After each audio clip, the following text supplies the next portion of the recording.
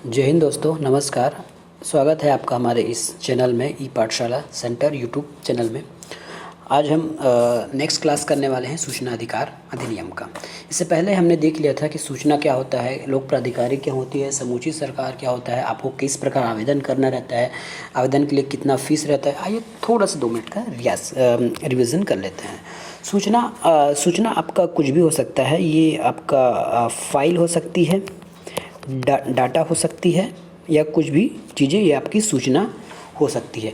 ये सभी नागरिकों को प्राप्त करने का अधिकार है। भारत के जितने भी नागरिक हैं वो सभी सूचना के अधिकार के अंतर्गत सूचना प्राप्त कर सकते हैं। सूचना प्राप्त करने के लिए आप जहां सूचना है वहां आपको एक आवेदन करना होता है, सशुल्क, या फिर बीपीएल परिवार हैं तो फ्री में। इस प्रकार आपको सूचना करना रहता है और इसका शुल्क चार्ज है 10 रुपया। ये आवेदन शुल्क है, सूचना शुल्क नहीं है। सूचना शुल्क बोलें तो A4 A3 के लिए आपको 2 रुपये प्रति पेज देना पड़ेगा और फ्लॉपी डिस्क के लिए आपको 50 रुपये देने होते हैं। इस प्रकार आप अवलोकन भी कर सकते हैं सूचना का, तो 1 घंटे के लिए आपको फ्री में अवलोकन करने को मिलेगा। उसके बाद के आपको शुल्क लगाया जाता है। तो यहाँ तक हमने पढ़ लिया था। अब आगे देखते हैं। हाँ, ये याद कर लीजिए, ये लागू कब हुआ था, इस कुछ डेटें आपको याद करनी चाहिए, है ना। ये है आपका लोकसभा में कब पास हुआ, राष्ट्रपति कब साइन किया, इस प्रकार की आपको डेट याद करनी चाहिए और इसका नाम याद होना चाहिए। आज हम नेक्स्ट टाइम देखते हैं कि एक आवेदन में एक विषय होना चाहिए। इससे पहले हम देख लेते हैं कि इसके पहले हमने क्या पढ़ाया था। यदि वो छूट गया हो तो हम आपको ज़रूर उसको रिवाइज़ कराएंगे। नहीं है, हमें यहीं से शुरुआत करनी थी, हम आपको यहीं से शुरुआत करनी थी।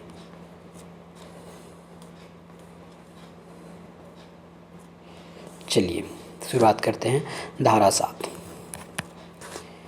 एक आवेदन एक विषय वस्तु में बात करते हैं। पहले अनुरोधों का निपटारा कैसे, अनुरोध मतलब आपने जो आवेदन किया था उसको किस तरह निपटाया जाएगा, किस तरह आपकी समस्याओं का समाधान एक कार्यालय, एक सरकारी कार्यालय द्वारा या फिर एक लोक प्राधिकारी द्वारा किया जाता है, उसी को हम बोलते हैं अनुरोधों का निपटारा।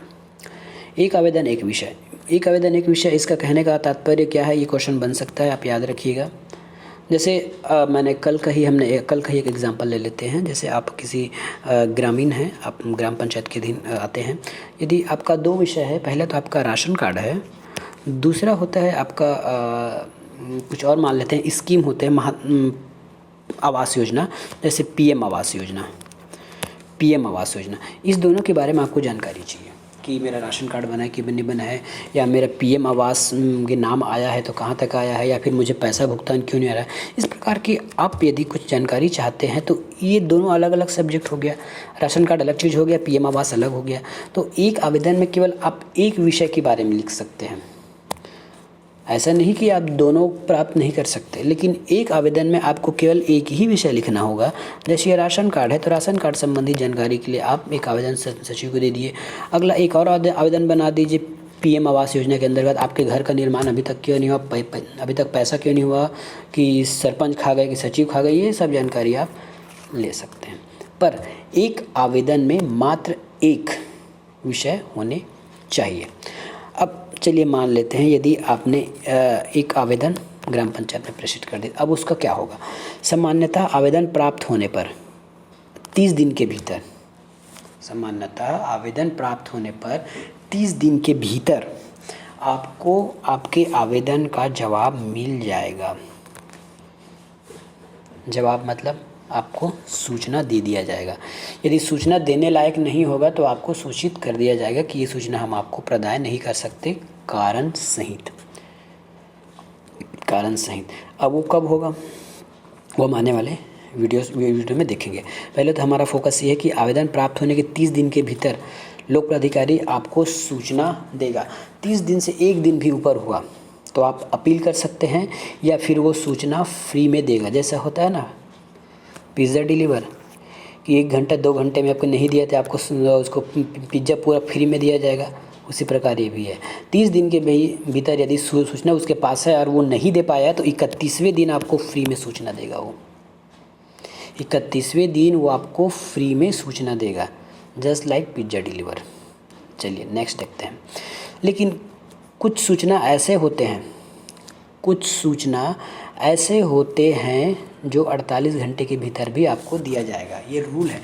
जैसे जन्म मृत्यु का सवाल आ गया, कहीं पे किसी ऑफिस में आपको जन्म मृत्यु का सवाल आ गया, आपके जन्म मृत्यु का कि उसके बिना आपकी स्वतंत्रता की हानि हो रही है, जन्म मृत्यु की बात आ गई, उस केस में आपको 48 घंटे में, जब आवेदन जैसे ही आपने आवेदन जमा किया तो उसके 48 घंटे के भीतर उसकी सूचना आपको दे दी जाएगी। इसमें धारा 8 और 9 को बाहर रखा गया है। अब हम देखते हैं कि धारा 8 और 9 क्या चीज़ है।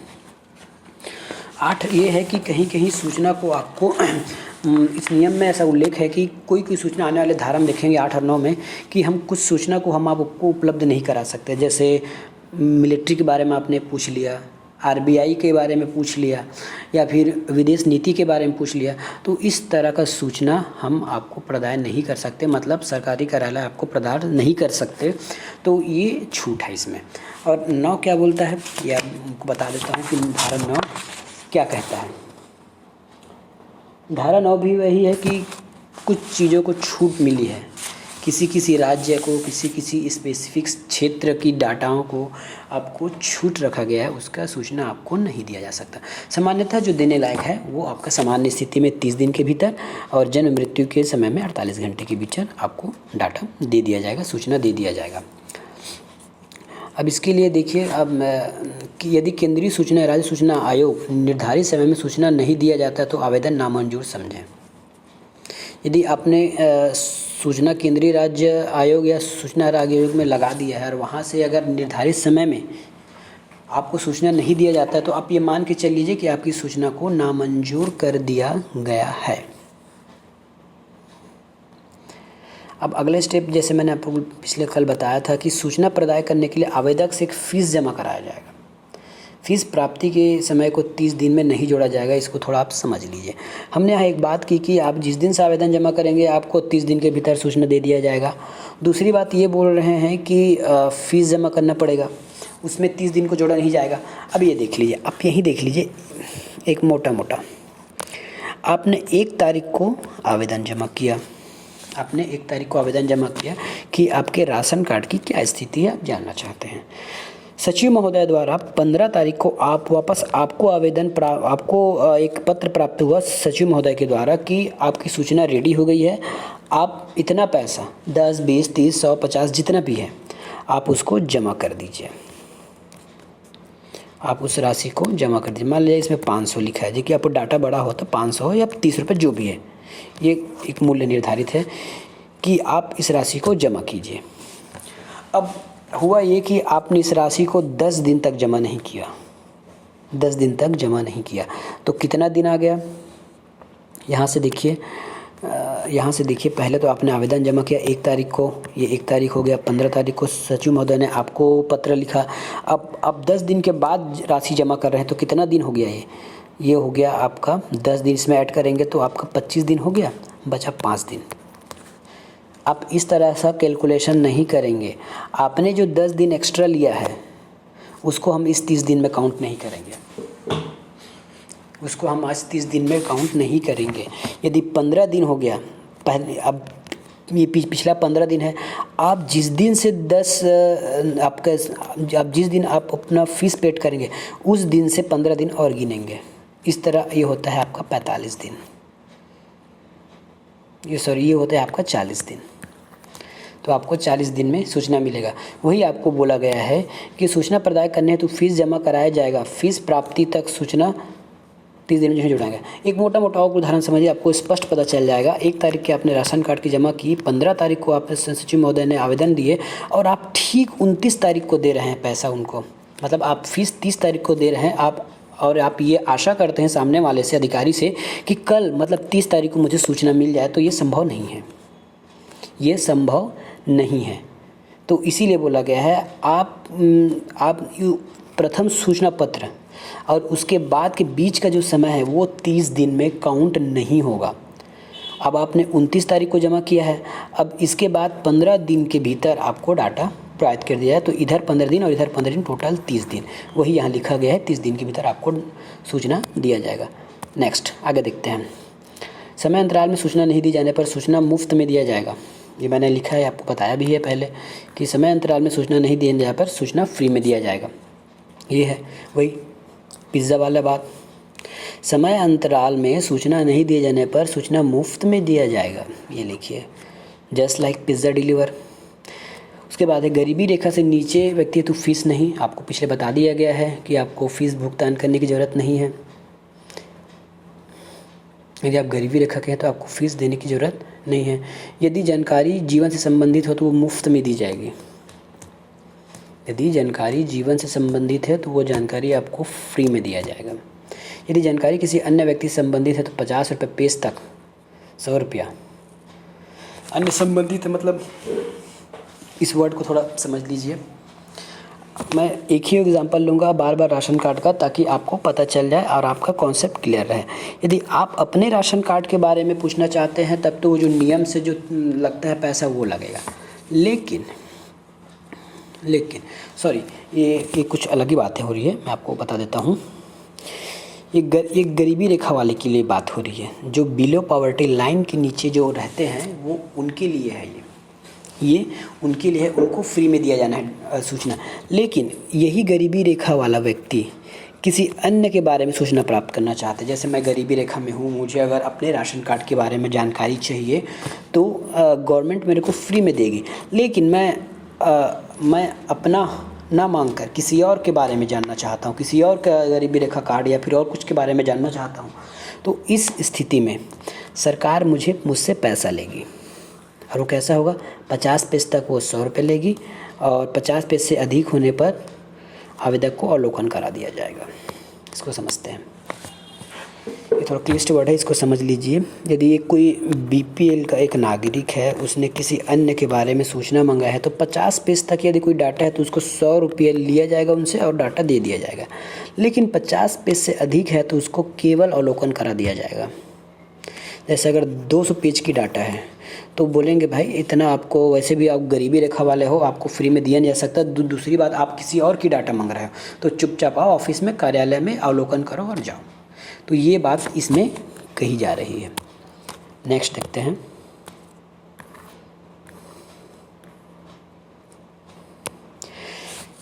ये होता है मांगी गई, सॉरी थोड़ा ऊपर नीचे हो गया,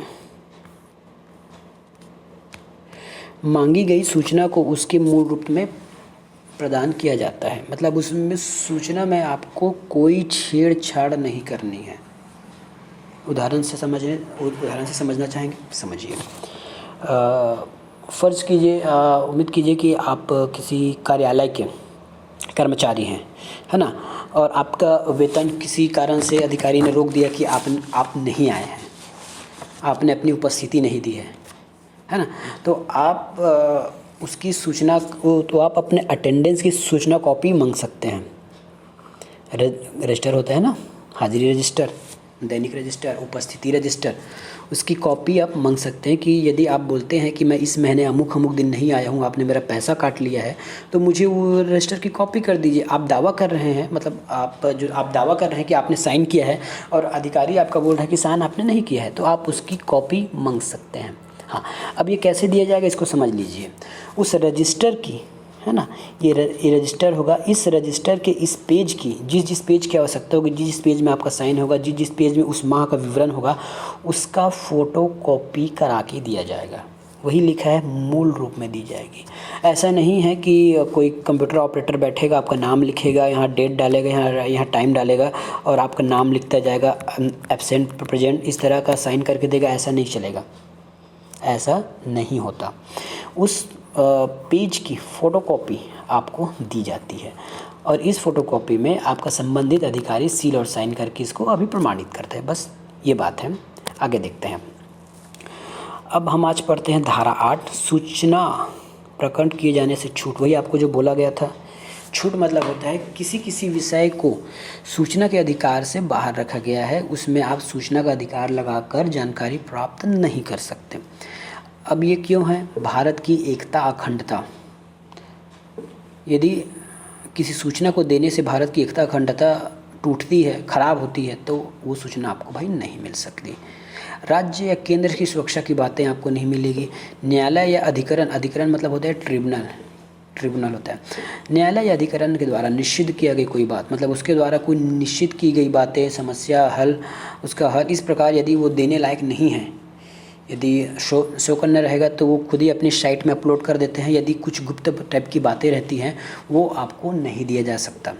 संसद है, विधानमंडल का विशेषाधिकार का हनन न हो। आप ये नहीं बोल सकते कि संसद में उस दिन क्या हुआ, क्या बातचीत हुई, क्या लिखित में क्या हुए, ये सब आप वहाँ नहीं मांग सकते। किसी गोपनीयता, यदि किसी की गोपनीयता का हनन होता है तो आप उस बातें को नहीं मांग सकते, व्यक्तिगत बातें नहीं मांग सकते। विदेशी सरकार का विश्वास, शासकीय गुप्त बातें।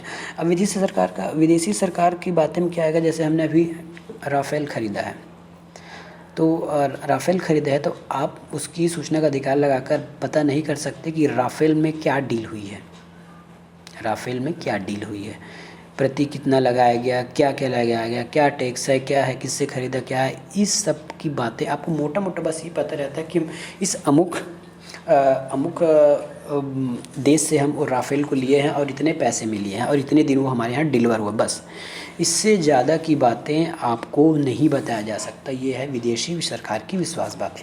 शासकीय कई गुप्त बातें होती है जो आपको सूचना के अधिकार के माध्यम से नहीं दिया जा सकता। ये होता है सूचना के प्रकटन करने के स्वरूप। ये धारा 8 में लिखा गया है। धारा 9 की बात करते हैं। कतिपय मामलों में अस्वीकृत करने का अधिकार। कतिपय मामलों का कुछ, कतिपय का मतलब होता है कुछ, ये हिंदी का क्लिष्ट वर्ड है, इसका मतलब होता है कुछ मामलों में पहुंच को अस्वीकृत कर दिया जाता है। इसका क्या एग्जांपल बताऊं आपको। कुछ केस की फाइलें होंगी, मतलब कुछ न्यायालय वगैरह के केस की फाइलें होंगी, वहाँ आप कुछ पेजों तक तो उसको शो करना इजी होता है, मतलब वो दिक्कत नहीं होता है। लेकिन उसके जो बातें होती है उस फाइलों में वो जनमानस को शो नहीं कराया जा सकता, जनमानस के सामने शो नहीं कराया जा सकता। और कुछ ऐसे जगहें हैं ST SC या फिर बहुत जगहें हैं जैसी है अधिसूचित क्षेत्र हैं, वहाँ की जानकारी आप नहीं ले सकते। तो कुछ मामलों में इसको अस्वीकार कर दिया जाता है। तो ये होता है धारा 9।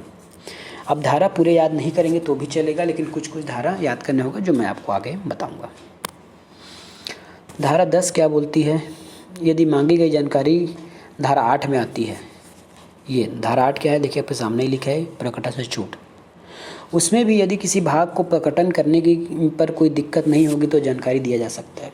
क्या वो भाई अभी बोल रहे थे कि एकता अखंडता की वजह से हम धारा 8 में लिखित बातों को नहीं दिया जा सकते, और धारा 10 लिखता है कि यदि 8 में कोई विषय आता है और उस विषय के भी कुछ बातों को यदि हम बता सकते हैं तो बताने में दिक्कत नहीं है। इसलिए बोल रहा है पृथक्करणीय। चलिए इसके आप एक मस्त उदाहरण है, वही राफेल वाला जो डील हुआ है वो आपके विदेशी सरकार के विश्वास वाला है। उसकी पूरी बातें को आपको नहीं बताया जा सकता। या राफेल को छोड़िए, कोई मिलिट्री को देखते हैं, मिलिट्री संबंधित कोई बातें होती है तो कुछ बातें ऐसी होती है जो आपको बताया जा सकता है कि हाँ हमारे सेना यहाँ गए, यहाँ इतने लोग को मारा, ये किया वे किया। लेकिन उसके बाद आगे की पेजों में और जानकारी रहती है कि कैसे हमको सूचना मिला, क्या हमने प्रोवाइड किया, शत्रुओं के द्वारा कितने क्या हुए, इन सब की जानकारी गुप्त रखी जाती है। तो देखिए बात एक ही चीज़ है मिलिट्री का, लेकिन कुछ बातें ऐसी है जिसको शो ऑफ करने से या फिर भारत सरकार को अपनी जनता को बताने से कोई फ़र्क नहीं पड़ता या कोई एकता अखंडता को कोई आँच नहीं आती, तो उस बातें को हम बता सकते हैं। उसके बाद की बातों को हम नहीं बताएंगे, वो आपकी गोपनीय होगी। इसको बोलते हैं पृथक्करण, इसको या इंग्लिश में बोलते हैं स्प्लिट करना, अलग करना। उसने बात को अलग करके आपको बताया जाएगा या उतना सूचना आपको दे दिया जाएगा या उतना सूचना आपको अवलोकन करा दिया जाएगा। ये है। अब इसके लिए भी नियम है। अब इसके लिए क्या नियम है ये देखिए। यदि इस तरह की कोई बातें हैं, इस तरह की बातों को बताना है नहीं बताना है, कोई अधिकारी इस बात की वो लेता है, किसी अधिकारी को अधिकार रहता है, उसको पूर्ण अधिकार रहता है कि वो लोग ऐसा निर्णय ले सकें कि किसको दिखाना है, किस पार्ट के कितने भाग को डाटा को दिखाना है और किस भाग को नहीं दिखाना। तो सूचना उपलब्ध कराने वाले भाग को अलग कर दिया जाता है और अलग करने वाले अधिकारी का नाम पता रहता है। अधिकारी अपना नाम लिखेगा, पता लिखेगा, साइन करेगा और लेने वाले का नाम पता रहता है, ताकि क्योंकि ये गुप्त बातें हैं ना, गलती से कहीं बाहर आ गई तो गुप्त तो नहीं है ये बातें, लेकिन इसमें ये किया गया है कि आपने कितने भाग तक उसको दिखाया, ये आपका अधिकार है। तो जो निर्णय लेने वाला अधिकारी रहेगा उसका नाम पता यहाँ देना अनिवार्य रहता है। आगे देखते हैं।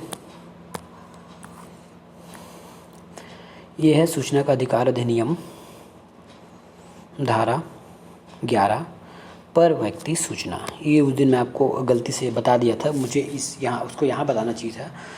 कोई यदि सूचना कार्यालय के किसी अन्य व्यक्ति से संबंधित है तो उस कर्मचारी से बिना पूछे आप उस जानकारी को नहीं दे सकते। इसको हम बोलते हैं पर व्यक्ति की सूचना। इसको हम एक उदाहरण के माध्यम से समझेंगे। नीला ले लेते हैं। ये है, ये आपका कार्यालय है। कार्यालय में बहुत सारे कर्मचारी हैं। ये आप एक व्यक्ति हैं, आप यहाँ से कुछ सूचना लेना चाहते हैं। सूचना दैट मीन्स कोई दस्तावेज, इलेक्ट्रॉनिक चीज़ें, ये सूचना होती है। लेकिन आपको इन सूचना में इंटरेस्ट नहीं है। आपको वहाँ के एक अधिकारी बैठे हैं, उसके बारे में जानकारी चाहिए, उसके बारे में आपको जानकारी चाहिए कि वो कितना वेतन पाता है, क्या है उसकी कुछ पर्सनल बातें। तो इस प्रकार के लिए यदि आप सूचना का अधिकार नियम यहाँ लगाते हैं, सूचना का अधिकार अधिनियम के तहत यहाँ सूचना लगाते हैं, तो इसी को बोलते हैं पर व्यक्ति सूचना। यहाँ सूचना आप किसी दस्तावेज, डाटा या सीडी के बारे में बात नहीं कर रहे हैं। आप किसी कर्मचारी के संबंधित कोई सूचना चाहते हैं कि अधिकारी कब आता है, कब जाता है, कितना पैसा मिलता है, क्या है, उसका ITR भरा है कि नहीं भरा है, ये सब यदि आप जानना चाहते हैं तो इसको हम बोलेंगे पर व्यक्ति सूचना। इसमें बहुत सारे नियम रहते हैं, इसकी सूचना आपको आसानी से नहीं मिल सकती। कार्यालय का जो हेड रहेगा प्रमुख, कार्यालय का जो हेड रहेगा प्रमुख, वो आपको ऐसी सूचना नहीं देगा। वो पहले इस व्यक्ति को पत्राचार करेगा लिखित में कि आपके लिए यह सूचना मांग आया है, उसको दिया जाए नहीं दिया जाए, ये सब बैठ के उसमें तय होता है। तब कहीं जाके ये सूचना आपको दी जाती है, तो इसको बोलते हैं पर व्यक्ति सूचना। आज की क्लास में हम यहीं तक करेंगे। इसके आगे की क्लास हम नेक्स्ट समय में अपलोड करेंगे। चैनल में बने रहने के लिए धन्यवाद। वीडियो अगर अच्छा लगा हो तो सब्सक्राइब ज़रूर करें। और मैं एक बात आपको एक और कहना चाहूँगा कि मैं इस वीडियो सीरीज़ के माध्यम से कोई PDF डॉक्यूमेंट या PDF नोट्स प्रोवाइड नहीं करा पाऊँगा। तो आपसे निवेदन है कि यदि आपको अच्छा लग रहा है तो आप ज़रूर अपना नोट्स स्वतः बनाएं। इसके बाद जैसे ये वीडियो ख़त्म हो जाएगा इस सीरीज़ का, तो हम इसमें MCQs लाएंगे जो क्वेश्चन बन सकते हैं, उसमें आपका एक रिवीजन भी हो जाएगा। इसके बाद मैं इसका एक क्विक रिवीजन लाऊंगा एक ही वीडियो में, AC डायग्राम के माध्यम से, जो आपको सूचना के अधिकार पढ़ने में सहायक होगा। मिलेंगे नेक्स्ट वीडियो में। धन्यवाद।